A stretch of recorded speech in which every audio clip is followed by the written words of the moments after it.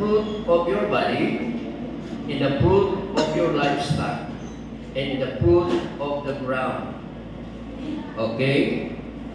Sige, sa balang sulatan, ang Diyos maghatag ninyo o kanang gitawag o abundant nga prosperity.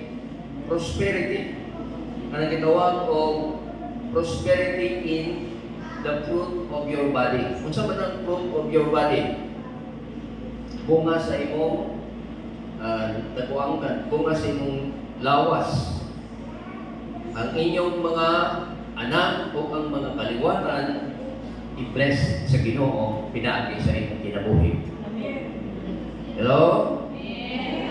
Then, kinitawag of the fruit of the livestock. Bunga sa inyong mga buhion. Kung kamo doon ay buhi, ginabuhi, kaigsunan, panalaginan mo sa Ginoo. Ikatulo, kinitawag of the fruit of the ground. Bunga diha sa mga kaumahan. Nakita, wala man ta magtanong, wala ta maguma, wala man ta magista, mga kaigsunan. Kasagaran nato naman tayo mga trabaho. Mga kaigsunan, isip mo na to, kanang imong trabaho, livestock ka na, or the fruit of the ground.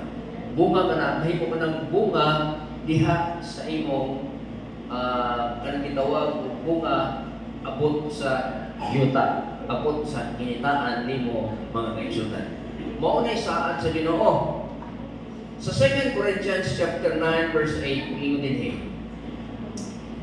and God is able to bless you abundantly so that in all things at all times, having all that you need, you will abound in every good work.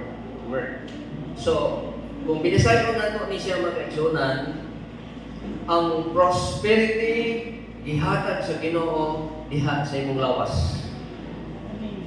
Amen? Ang matay gibati, natay luya atong kinabuhi, luya atong usahay. Pero mag-aksyonan ang saan ang Ginoo kaayuhan. Sunod kini gitawag og fruit of your livestock. Fruit of the ground.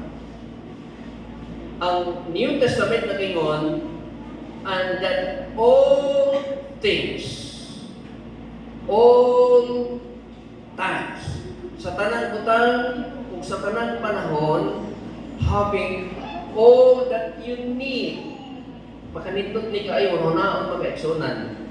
Sa verse 8, dunay tutulo ka mga all. Verse is all things. Second is all times. And number 3 is all that you need sa tanan mong mga pagkinahanglan. Hello? Praise God. Nag-ampot na mo kayo sulat. Amahan na mo nga langit nun, Diyos na makagagahon sa tanan. Lord, nag-isip kami karong kung abundance. O kinig mo ang abundance, Ginoo, naaragin sa balaan ng sulatan. Wala ni dinhin ini kinabuhian, wala ni dinhin ini sa among panahon karon dinis kalibutan. Apan ang Biblia nagsulti kung pagkaabundansya diha lamang kanimo Ginoo. Salamat ining pulong ikaw mag-bless nini in the name of Jesus. Amen. Amen? Praise God. Hallelujah. How to receive abundant? Kung saan ito pagdawat ng gitawag o pagka-abundansya. Okay, ako yan yung mga bata, ang mga young teens, ang mga young people, kung tanan mga igsunan, muhatag tag panahon diha sa pulong sa Ginoo aron makadawat ang abundansya. Amen? Age doesn't matter. Bisa na pinagpagkag 90, 80, once na ang Ginoo magsugod na sa pagpanalangin kanimo, panalanginan tud ka. Amen? Diha sa Biblia mga kaigsunan, si King David, si hari nga David mga kaigsunan, nahimo siyang hari, bata pa siya. So, kamong mga bata, mamatin mo sa Ginoo, kay ang pagtawag sa Dios dili nga nang natawag na ta, kundi ang pagtawag sa Dios napakastiyan sa imong mama, napakastiyan sa imong inahan, napakastiyan sa imong nanay. Nahibaluan ka na sa Ginoo, ginatawag ka na sa Dios para mahimo ang mag-aalaga diha kaniya. Amen. Praise God. Hallelujah. What is abundant?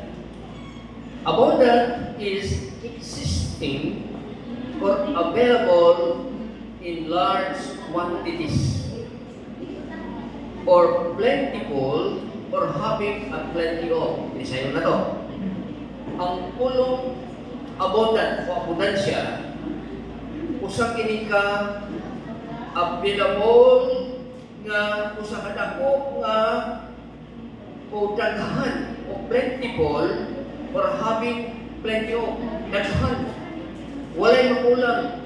Daghan kaayo mga kaigsunan diha niini maong ang suko sa Dios nga i-bless ka sa Dios. God will bless you. Amen. Ang Ginoo magapadato nimo.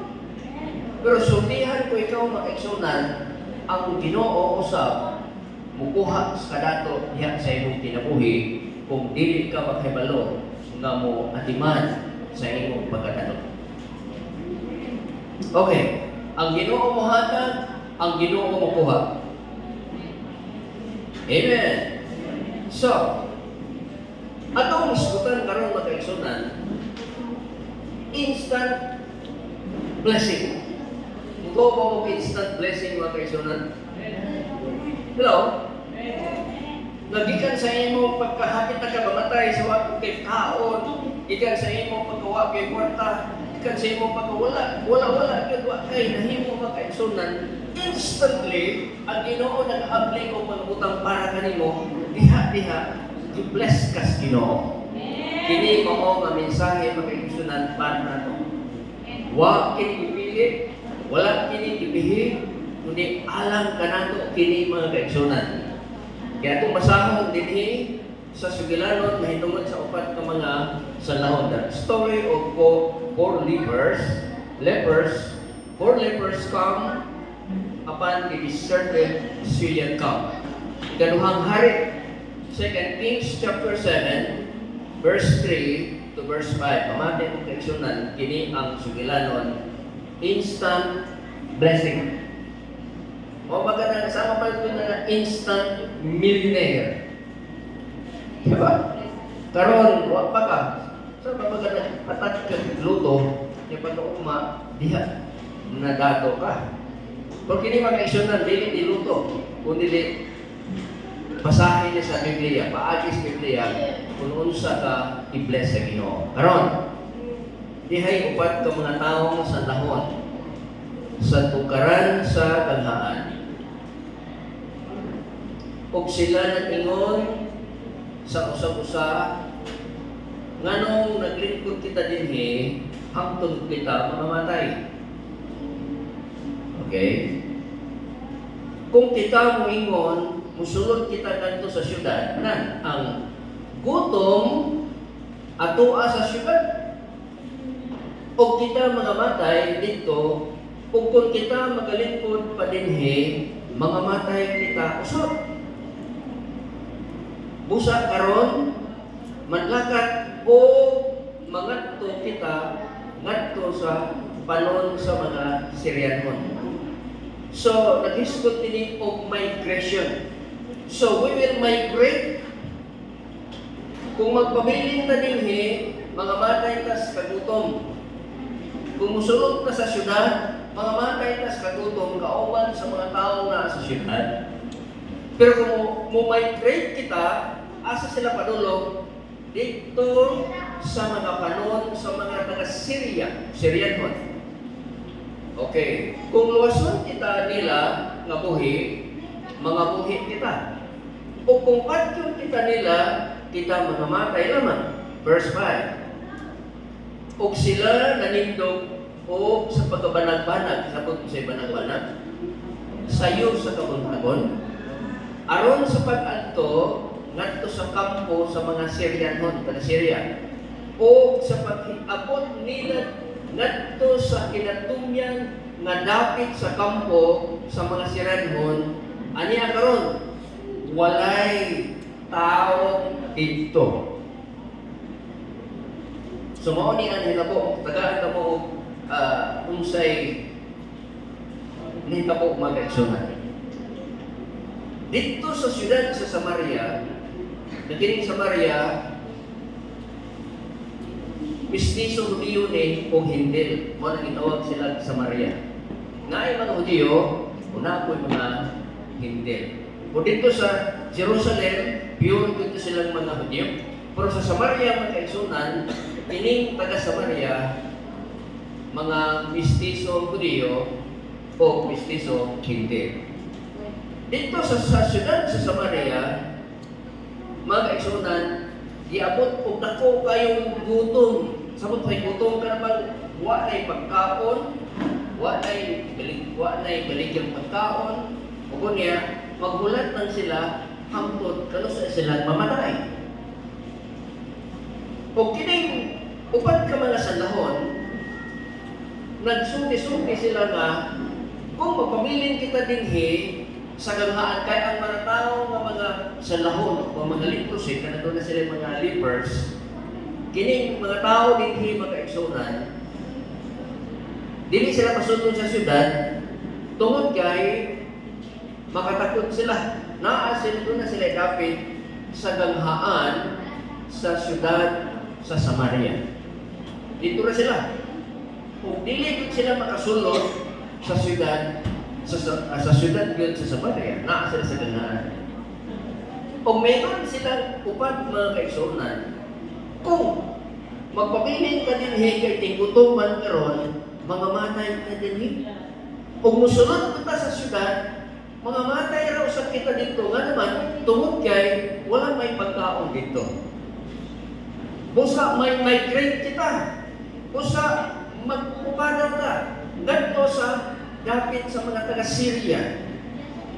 O niya, matod pa sa banal kasulatan, inikabot na to sa Syria, kung nawaton ta, mabuhay ta. Kung patyon ta, nila, mamamatay ka dito. Bahala na, basta kung may grade ka. So there was a migration.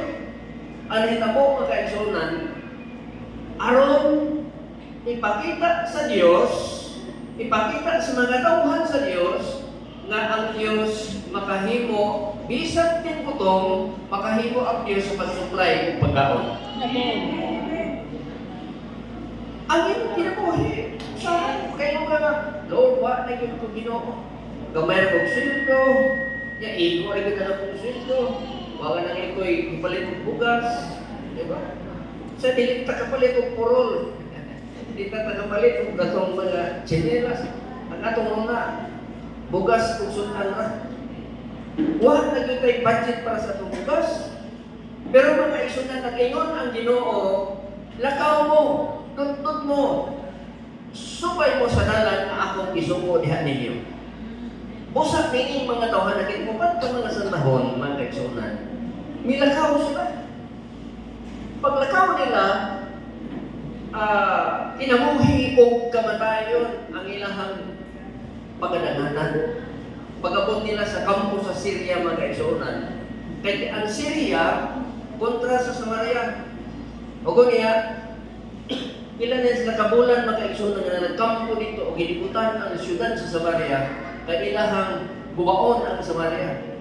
Pero matod pas bala ang kasulatan ni atong gabhiuna, the Lord, ang Diyos, naghimo o mga milagro sa mga tauhan sa Diyos. Amen.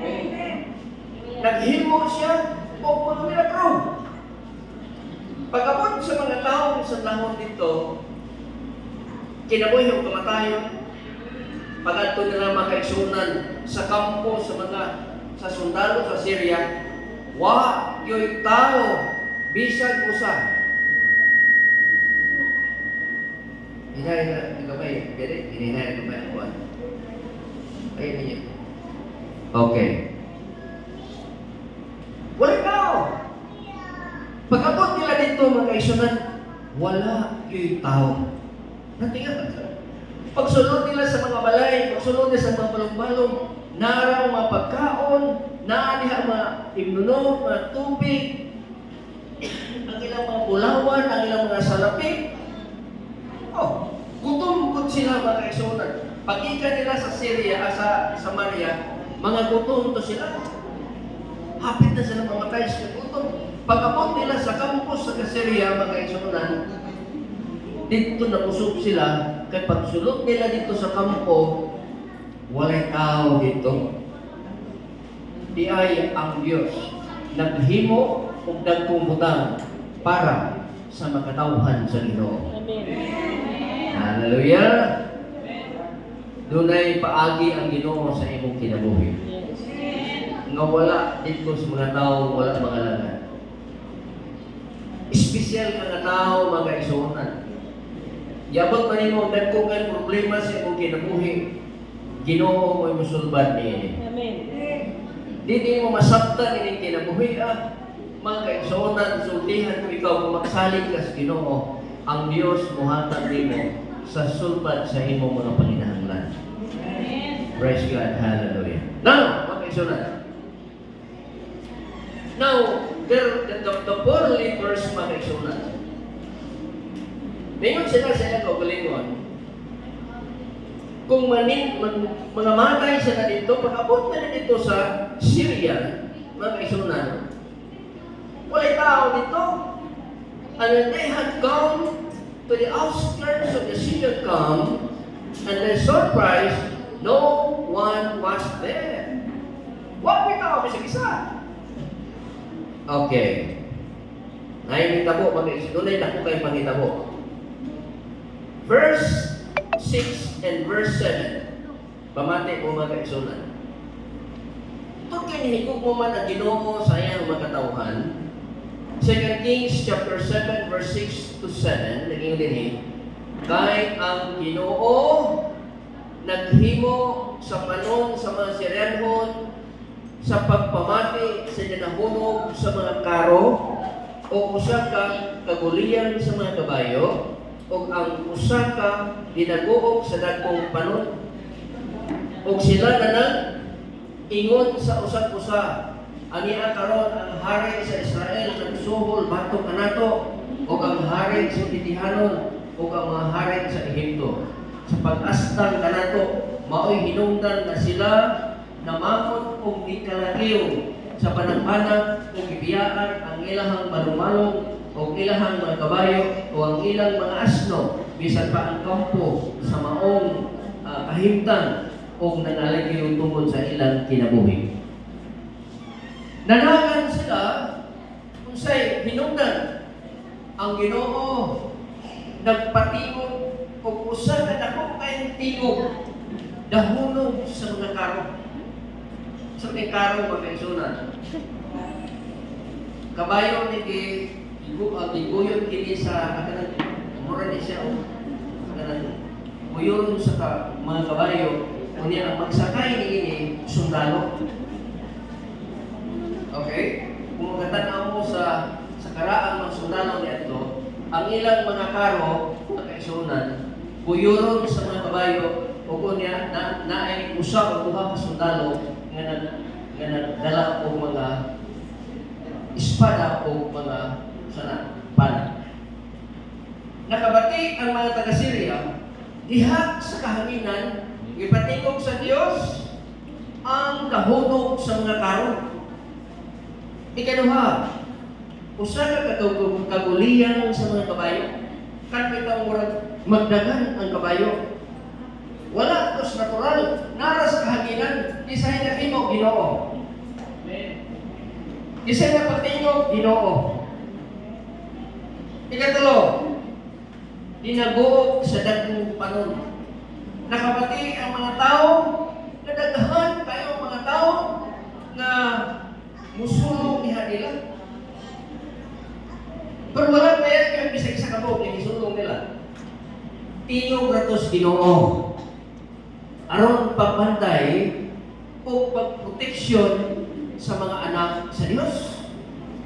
Usa niadtong gabhiuna sa panagbanan sa puntag na sayo mga kaisonan, nanagan ang mga sundalo sa taga-Syria tungod sa tingog.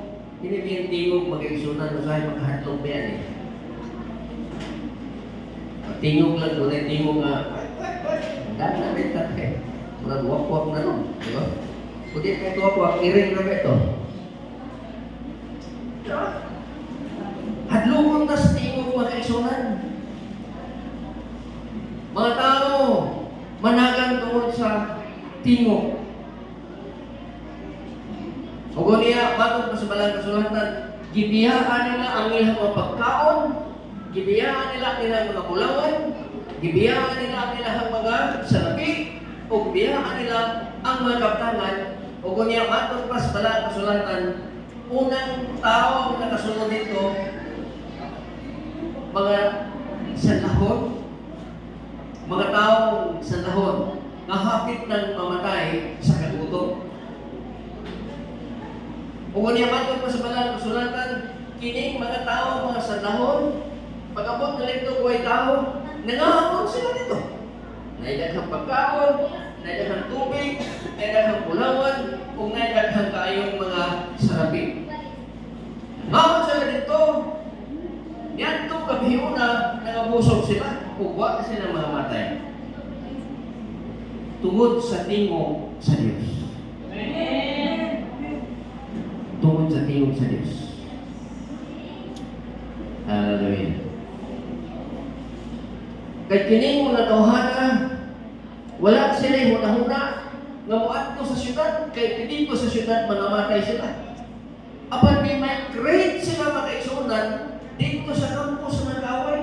Pwede diay mga kaisunan padto kas campus mga kaaway o dito i-bless kas Ginoo. May bitaw itong akong kaumang pastor dito sa Bukidnon sa una. Isa pastor, ang among pastor to sila dito sa Valencia. Isa pastor, dito sa Valencia ng pastor, silingan ng mga Muslim, mo itikhatag ng mga pasaw sa akong baboy. Di ba sila mga baboy pero wala na sila pasaw. Nakabalikan isa akong baboy pero ang tabang na mga Muslim. Mga kaisunan, mga tao sa Diyos, pwede gamiton itong mga taong mga kontra sa imong relihiyon. Kontra sa imong pagtuo, pwede ito gamiton sa Ginoo aron sa pagtapo sa imong panginahanglan. Na mga kaisunan, padayag na nga ito sa lahat.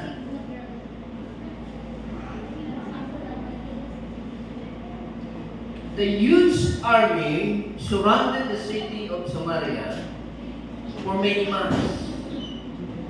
For many months. Kining mga taga-Syria, gusto nilang lumpagon ang syudad sa Samaria. The camp was the home supply center for 1,000 men. Katong Syria mga kaigsunan, dili ito na puno na kabuok, dili ito 100 na kabuok, thousands. Ang timog sa Diyos, may kalagyo sila, thousands ka mga kaaway kung kalagyo, tungkol lang sa timog sa Diyos. Aron sa pagpanalangin sa iyang mga katawhan. So pagkabot dito mga kaigsunan, when the lepers came, upon that morning, they discovered an empty camp, army camp, fully supplied, but empty of men. Fully supplied. Sagot na. Naata na supply. Hello.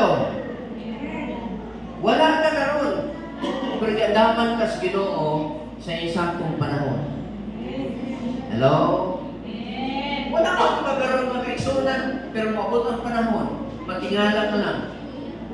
Ang dapit na imong katuan, dili para unta kanimo, pero kay tungod kay ang Dios nagsubo nimo sa pag-adto dito, i-bless as Ginoo. Hallelujah. O naging nga Kung ang dapat kayo mong gipuyan, kung na wala ang Ginoo, wala blessing. Kung ang dapat kayo gipuyan, kung na ang Diyos, i-bless ka sa Ginoo. Now, pag-iksunan. Maray na natasunahan. For the Lord had caused the army of Syrians to hear the noise of the chariots, a noise of a great army. Ngayon, Israel was powerless against the visiting army. Ang Israel atong panahon na powerless sila, wala sila ikong usog na muastan sa taga-Syria. But God was not powerless. God is so powerful. Ang Diyos gawhanan. Ang tao, makikita wala tayo kusog. Pero ang Diyos na naman ang kustan. Ang Diyos na naman nilagaran makahimo sa tanang utang. Amen. Makahimo siya makaisunan.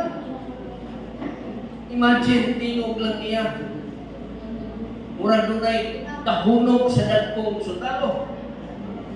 Nanagan sila. It is because of they hear the noise of an army and they left the camp intact. Everything was left behind, leaving the unlikely lepers to spoil the camp. As a result, the siege for Samaria was over. Tingog lang makaisuran. Gitagpo sa Ginoo ang ilang pagkaon, o kunya ang Samaria naluwas niya itong panahon na tungod sa tingog sa Ginoo. Amen? Giluwas ka sa Ginoo tungod sa iyang tingog. Giluwas ka sa Diyos tungod sa tingog niya. Giluwas ka sa Ginoo, gitagpo mo pinahanglan tungod sa tingog sa Diyos. O hangtod makaigsunan, i-bless pag yung kas Ginoo sa isang itong dapit na di intiyak ka, libutan makaigsunan. Mutuo mo ko. Ang dapit ka imong ibuyan kung kabubuton sa Diyos, panalanginan ka. Kay dunay dapit nga imong buyan, kung dili ka panalanginan diha, di mo ka panalanginan sa Ginoo. Now, makaigsunan sa katapusan.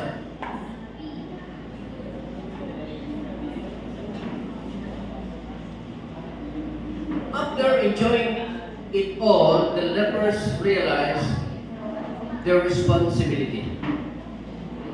Verse 8 and verse 9. Kung sa pag-iabot niining mga salahon ngadto sa pinatumyan sa dapit sa kampo, nanulod sila sa usa ka balong-balong ug nangaon ug nag-inom ug nagdalagin nandito sa salapi o bulawan. Nangaon, nag-inom, ug niya nagdala sila og salapi o bulawan o mga sapot. Kung naglakaw sila, itibigan kini. Ug sila nanibog o mingsulod niining balong-balong o nakadala ikan dito usap o naglakaw o itibigan kini. Verse 9, pamati mo mga kaisunan. Kung sa naa niining mga tao, bisag sa lahon sila, naa ang Diyos silang tinabuhi. Pamati mo mga kaisunan. Verse 9. Busa sila na nag-ingon sa usag-usa, kita wala magbuhat o maayo. Okay, pamati mo. Kining adlaw, maoy usa ka adlaw sa mga maayong balita. Kining adlaw, usa sa maoy usa ka adlaw sa maayong balita. Unsa man ang maayong balita? O na nagpahilom kita kung magpabilin kita hangtod sa pagbanag-banag sa kabutakon, ang silot mahiapas ka nato. Busa umari ka mo karon, magadto kita sa pagsugilon sa sulod sa balay sa hari. Busa mga kaigsuonan, kining mga tawhana na busog, nakadala og bulawan, nakadala og salapi, nakadala og mga sapot. Mga kaigsuonan, kung mingon sila, kining adlaw sa maayong balita. Hello? Amen. Unsa man balita? Balita nga ang kamot sa Dios, ang buhat sa Dios, wala pa may baluwi kini sa Syria. wala na ng kalagyo na di ang mga sa Samaria, ang taga-Syrians na kalagyo na di ay. O ilangan isugilon sa hari. Ang nahitabo, umatod pa sa balang kasulatan, kining mga tuhana, mao'y nagsugilon sa ng blessings sa Ginoo. Amen? Kung iblisingan ka sa Ginoo, musulti po kasi imong isip tao, musulti po kasi imong kauban niya. Sis, hindi mo niya, i-bless ko sa Ginoo. Di ba? Bago kita i-bless na tao kayo, hilong kita ay tati, kita masaktan. Ito'y tao na nakikita ko sa ka, sakong kwarta. Pag-ulit niya sa balay, dala niya sa sakong kwarta. Jadi ini yung asawa nga. Kung sa magdadahan ang kwarta, ato ba niyang idala sa barangay? O ato ba niya siyang i-announce? O unsa ba niya? Mingon tumbala nga. Ang kwarta para nasa mga kapos. Kapos ba tayo? Sa tuwa eh. Yeah? O na siya, i-announce na to. Kung doon ay kukuha ini, ano yata? At doon siya sa kasada kay Chunan, sa kanya tao siya dito. Singkit siya. Kinsay, nawadan o! Kwarta. Wala na ito. Wala na i-mention ng kwarta. Kinsay, nawadan o! Ulit siya. Yan ina yung asawa nga, huwag man niyan ko, huwag man siya musingkit sa pulong kwarta. Ginuong niya mag-igsunan. Wala siya mo share sa maayong balita. Amen? Ang blessings na naanin mo, i-share na siya, that's good news. Kaya ang blessings para sa tanan. Amen. Now, mag-igsunan. Umatog pa sa balang, they went into one tent, and they went and hid it. That'd be good. And we are do nothing right. Come, let us go and tell. Lakaw ta, o sultihan ta sila. The lepers rightly enjoyed the miracle God provided, but they realized that the king gave them a responsibility to share it with others. Wala yung ingon sa balang kasulatan. I-share ang may balita. Siguro, wala nilang i-share ang ilang nadala. No? Wala i-share ang katong idala nila. Katong sa labi, Bulawan. Pero i-share nila kung giyon sa nila itong kuha. Amen! Sumagot pa sa balang kasulatan and gave them responsibility to share with others. They understood that to remain silent and to selfishly enjoy their blessing would be sin.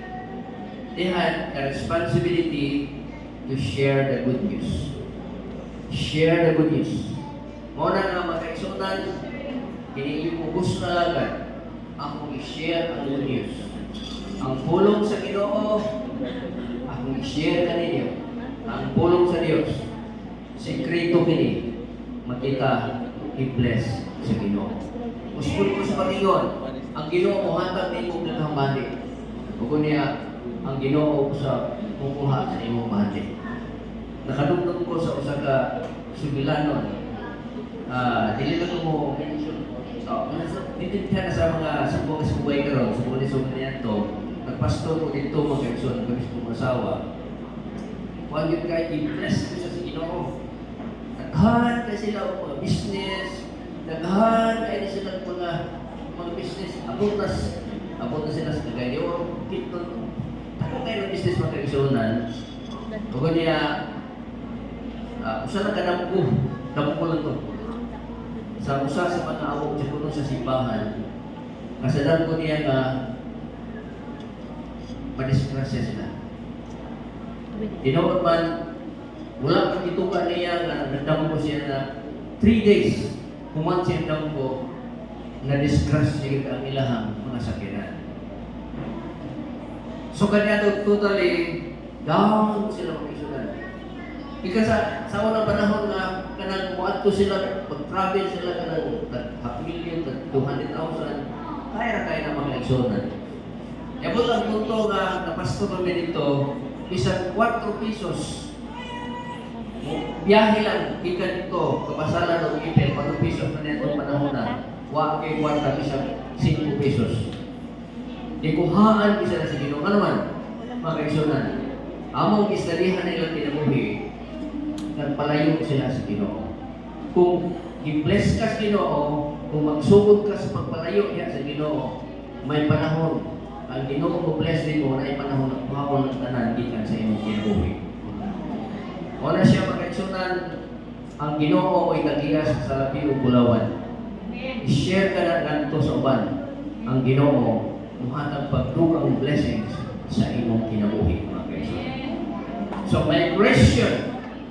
The migration of the leprous man from the gate of Samaria to the Syrian camp shifted them to abundance. Abundance.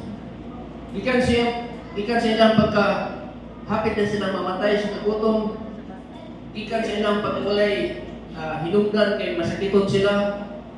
Pero pag-abot nila dito sa kampo sa Syria, i-bless sila sa Ginoo.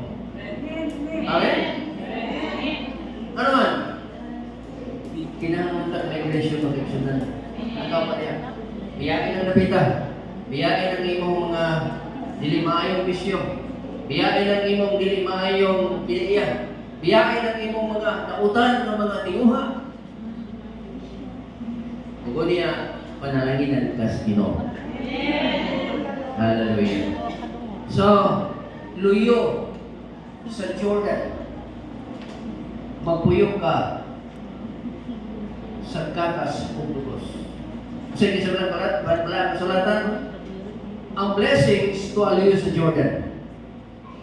Kung hindi ka sa kamingawan, wala'y panalangin. So, sulod ka sa yuta sa sakan, kana ang panalangin sa Ginoo. Sulod ka sa kabubuton sa Ginoo, kaya na ipanalangin ng Ginoo. Amen? So, hindi ka puntagon, mga kaisunan, ang Ginoo, magpapanalangin sa iyang mga mensahe. Praise God. Hallelujah. Magkampota. Amahan ako malangit nun, Diyos na magagagahong sa tanan, tagiya sa among kinabuhi, salamat sa mga mensahe. Lord, luyo nining kalisod ni kinabuhi na ang panalangin.